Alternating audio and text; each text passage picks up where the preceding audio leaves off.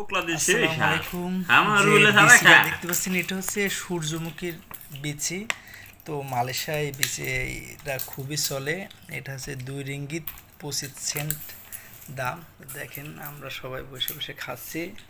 মামা আছে, জামাল ভাই আছে, রুবেল মামা আছে। তো এটা খুব সুন্দরভাবে ভেজেছে এবং খেতেও খুব সুস্বাদু। ভিতরে ফল খুব অল্প থাকে আর খোলা দেখেন কতগুলো খোলা। তাই প্রথম আমি খাচ্ছি জীবনে মালয়েশিয়া এসে। মামু তো কুবাই ভাজ করতেছে, কতগুলো খেয়েছে একা। তো মজা আছে, মোটামুটি ভালোই মজা আছে, সমস্যা নেই। আনকমন একটা সূর্যমুখীর বিচি।